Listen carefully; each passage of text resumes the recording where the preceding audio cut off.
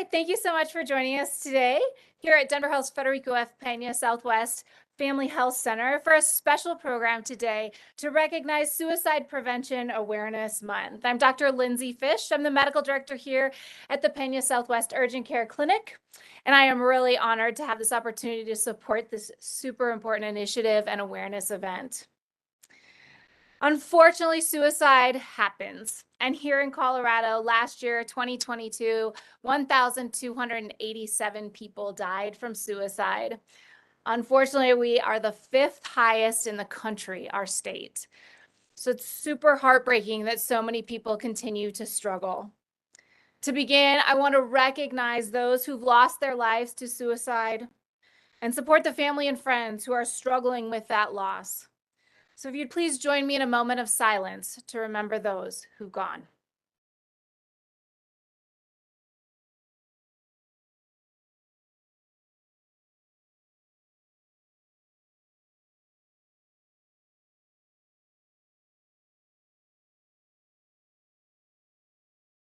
Thank you. But the reason we're here is to recognize the progress that we're making by raising awareness. Fewer Coloradans died in 2022 from suicide than in 2018, before the pandemic. We know that treatment works and suicide is preventable. I'm so proud to be part of an organization that takes the time to recognize the importance of today and this month of suicide prevention awareness, and to recognize all the work that is going across our system here in the Denver Health. So I'd now like to start off by introducing Sophia Harleshen to tell us a little bit more about her personal experience and how the Denver Health STEP program changed her life. Sophia?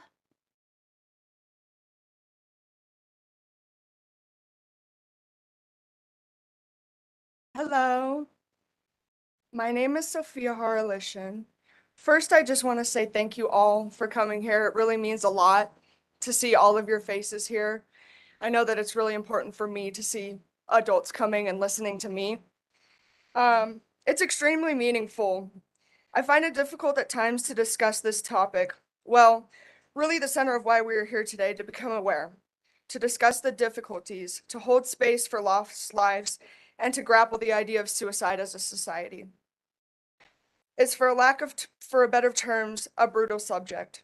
It's uncomfortable, sometimes unfathomable for a lot of us, possibly even selfish to some. Detrimental, not understanding on a receiving end where we all might have fallen short. For all these products are of a broken heart that have turned into these immense feelings of guilt, frustration, sadness, utter confusion, and bereavement. This space today values all of those emotions.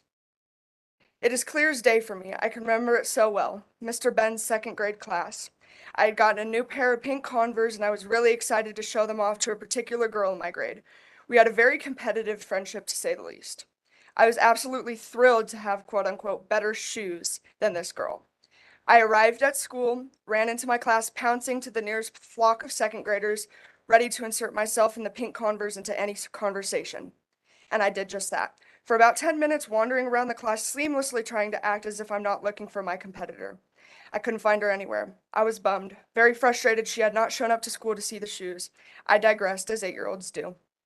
Some time went on, and she had returned. I was very excited she was back. I asked where she had been. I had to fly with my mom to Maine because my uncle had committed suicide. Whirlwind of emotions and questions spiraled in my head, and then I spoke. Well, what's that? She then proceeded to explain to me what it meant in her words and the fashion her uncle had done it in. You know, unhinged 8-year-olds as they do. Of course, I'm sure I went home for weeks and discussed this with my mother, asking her why. Why does this happen? I had been explained what dangerous strangers with murderous tendencies were, but never hurtful tendencies towards yourself. That was extremely foreign to me. Life had moved on and passed, and I had begun to gain more knowledge on this action. I was 10 now, freshly moved to a new state, no friends, no family, and a new house I didn't like that smelled weird. 6 months into the school year, a meeting is held. Sophia isn't focusing in class. She's distracted and disruptive to the learning environment. We recommend she talks to her provider. I would go on to hear versions of this for the rest of my time in school. Trials and tribulations, to say the least, in school. I was given a phone for my 11th birthday. brand new rose gold iPhone 6. I had very strict regulations on my phone. My parents were extremely diligent about my phone for years. I was drawn very quickly to Tumblr and Pinterest. I was a girly girl. I loved all the new trendy outfits, nails, makeup, shoes, you name it. Just as the other incident, remember it as clear as day. I was scrolling on Pinterest, I believe, a picture of a girl. I instantly clicked on it. I had seen a whole new form my little brain had never even comprehended for. The girl, small, had never even sorry. The girl had very long dark hair, messy, shaggy, rough-cut bangs swaying one side to her face, all black clothes, and deep red maroon streaks scattered across her forearms. As you can imagine, I did what was next. I spent hours in allure, looking at these images, clicking on these images, on photo after photo, one seeming to be more graphic after the other. And then the website, Reddit. Clicked on a chat forum titled, How to Hide Your Cuts from Parents. I thought, what now? I clicked, I read, and I was instantly informed of a whole entire new world. It started for me not shortly after. The anger I had at my teachers for not believing that I just couldn't comprehend their material the way other students could. Why don't these adults understand me?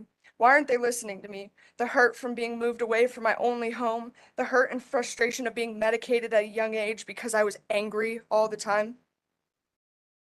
It all went away very quickly once this new rebellious habit picked up. I was hurting myself after school. I would let the day consume me and all pent-up emotions I had felt during the school day melted away between my thumb and pinky and that small metal blade that drew lines of my happiness. This continued. I was crashing. Hospital visits started to linger not too far behind. Therapists and psychiatrists followed, struggling to explain to all these adults the same thing every time, but still not being heard at times or given different alternatives for things I was not even struggling with. Some years passed, somewhat stagnant, good moments, but I was very sad and lost in my junior high years. One night I believe I had gotten in some sort of trouble. I wasn't allowed to walk my ninth grade continuation. I was done. So were mom and dad. They felt defeated. They couldn't understand why their daughter hated the world so much. I stormed into my room for the night. I had left at one point to eavesdrop on my parents' conversation. At some point I had heard something along the lines of, at least she's not on drugs. I was thrown into high school so very quickly. A whole entirely new world. It was terrifying. I was attending a school with 3,000 students. I was scared, but then so quickly I became fearless. No more anxiety, no more anger towards teachers or my parents, no more fear of boys or men, no more fear of not being tangible enough for society's gaze. All of this was with the possibility of a pill. Xanax made me indestructible, but also made me the cause of destruction. I was instantly addicted. Then came more varieties of pills, then cocaine, then Molly, then ecstasy. My friend in all was anything that took me away, any feeling that derived me so extremely far from human emotions. Then for the next 3 years, I had another habit added, drugs, all while still fighting my original battle, the depression. I had multiple attempts. These substances took so much pain away, but added an enormous load of deep, bone-crushing sadness behind. I was thrown in and out of rehab, wilderness therapy, residentials, therapeutic boarding schools, detox centers, emergency rooms, kicked out of my own house. The moments of sobriety would hold for a couple months, but I would relapse and fall right back into the same familiar, safe pattern that I knew. It didn't stop until I used, and I still wanted to die. At the beginning of this year, my addiction was at an all-time high. I was stuck in an extremely mentally and physically abusive relationship that was fueled by depression and drugs. A switch flipped off in my head on March 17th, 2023 of this year, when my partner was arrested. I have been attending Denver Health STEP programs since October of last year, and to be completely honest with you, I was not extremely invested when I first started. I did not care about my life where I was at, and I still did not want to try. I was not sober for a really, really long time, and it took a lot of trying for me to get to where I'm at right now. But today, I'm happy to say that by working with my team at the Denver Health STEP program with Rachel Mondrag and my therapist, And Dr. Andrew White, my psychiatrist, who is so brilliantly educated, has helped me learn things and has helped aided me in accepting I am different from people. But by no means does that mean it should be hidden and fixed, instead embraced and guided in the process of doing so. Today, I celebrate 180 days sober today from self-harm and all substances. I also just want to take this time really quickly to hold a space for my lost friend, Sydney. She was lost this year, and I have also lost a friend, Jackie, 2 years ago, both to suicide and drug use. And this space is held for all of you. Thank you so much.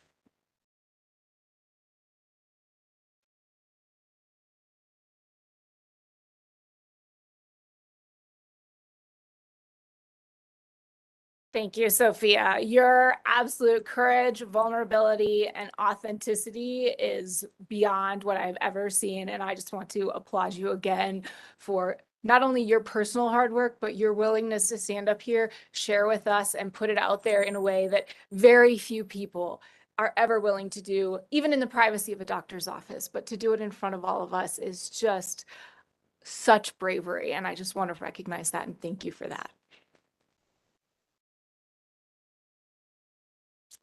It is now my pleasure to introduce Missy Anderson. Missy is a trauma nurse here at Denver Health and the program manager of the pediatric trauma department. Today, she's here to share her personal story of the loss of her brother to suicide and how that has shaped her own life. Missy?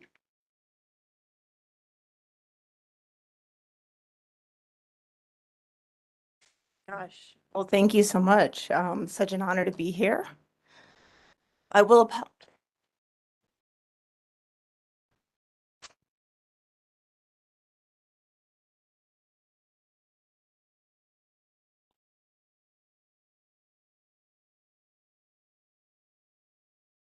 Oh, sorry about that. I actually practiced on my way over today.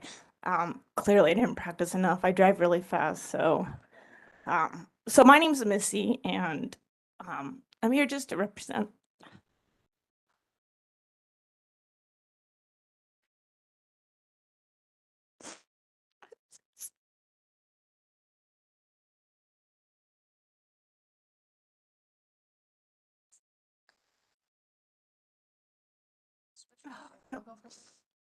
I'll do it. Okay, sorry. So my brother, I come from a family of four. I'm the oldest. Oops, sorry. And I am significantly older than the rest of my family members. So I had a brother that was 2 and I was 6. I was 18. So needless to say, when I took him out, everybody thought he was my child. That was great. But when he was 22, he committed suicide. And I'm so sorry.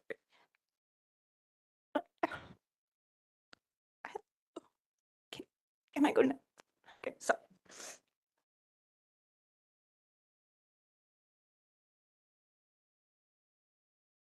I mean, I think what this demonstrates is just the impact.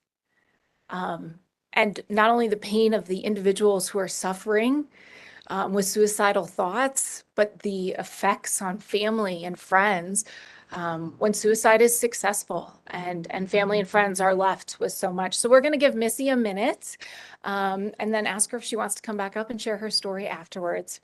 So I'm going to just move forward and I want to go ahead and introduce Daniela Roca. Daniela is the substance treatment provider here at the Federico Peña Family Health Center. And she's going to talk with us a little bit more specifically about the resources that we have available here at Denver Health and ways to get help for you or your loved one if you know anybody.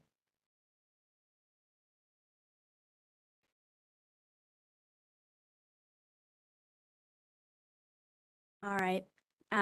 Thank you all for joining me today and joining us as we recognize Suicide Prevention Week. My name is Daniela Rocha. I'm a licensed clinical social worker. I'm also a licensed addiction counselor, and I'm lucky to be part of the behavioral health team here at the Peña Clinic. As we heard today, suicide can affect anyone. It does not discriminate, and it holds no bounds.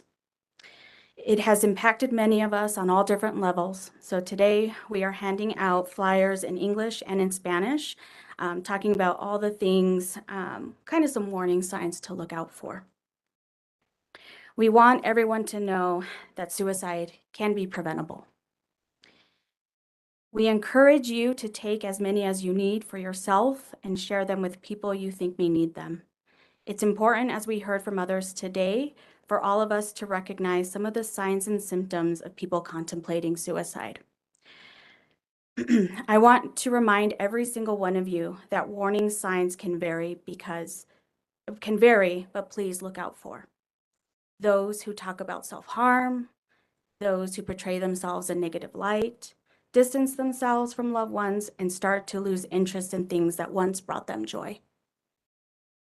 Over the years, I have encountered many people with one or more of these symptoms. I've seen patients from their darkest moments back to enjoying life. I have one patient whom stands out as I reflect today. She struggled with both addiction and mental health, had numerous hospital admissions due to suicidal ideation. After working with her, exploring triggers, warning signs, trauma, and working with our psychiatrist, we as a team were able to stabilize both mental health and addiction. She is now living life to her fullest. She's back at work, enrolled in school, and back to her normal self. Highlighting here that there is hope. Treating mental illness is the first line of defense we have to prevent suicide. We at Denver Health strive to provide a robust array of services in regards to behavioral health, for short-term to long-term with medication management. Please seek out help and talk to your loved ones. Thank you.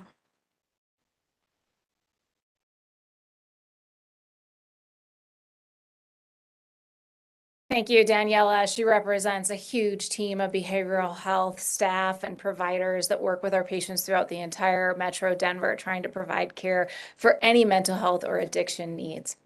With that, Missy's willing to come back up here, so I'm going to have Missy come back up and give it a shot. That's right. Okay. So one of the things that I really just want to stress is that it's important to grieve yourself. When I found out about my brother, I was actually in Indonesia. So I was in Bali. The only way I could get contacted was some weird texting app that my daughter had set up for me. And so I was so frustrated because I was, halfway across the world. My family was in Iowa. I actually lived in California at the time. And what really struck me is the anger I had. I was frustrated. I was mad. I hated people. I blamed people because I was a nurse. I was, educated. I had worked in an emergency department. I hated myself for not recognizing the signs. I put the blame on myself. Why didn't I help? I told my mom certain things. Why didn't I get on a plane and fly to California back to Iowa to help my brother? I noticed things such as him drinking more. He was a college graduate. He struggled to find a job right out of college, but, he wasn't like me. I was a nurse. I had a job before I even graduated, but he was in outdoor and like forestry. And so it was, just so you know, there's no forests or wild, national parks in Iowa. Bunch of cornfields, so maybe agriculture would have been better. But, I struggled for many years with this like hatred because it does affect the families. I didn't talk to my mom for 2 years. I missed the funeral because she couldn't wait till I got back from Indonesia. So I had additional hatred. I never thought it would affect, my family, right? This happens to other people, not my family. So what I want to just say is go with your gut. There's this thing called the nurse gut that we always use in the emergency department. If it doesn't feel right, it probably isn't right. So, be aware, be there for people, listen to them. Like I said, I worked in the emergency department for about 15 years as a clinical nurse, and there isn't a single patient that I didn't listen to. And you know what? If I'm wrong, I'd rather be wrong than have missed something. So For me, it's been a journey. It's been 9 years now. I cope every day with it. And I just miss him so much. Thank you.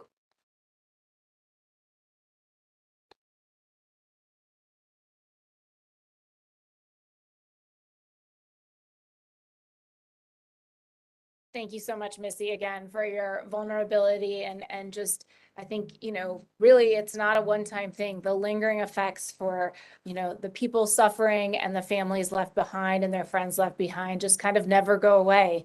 And that's heartbreaking. I just want to reinforce a few things that Daniela said, that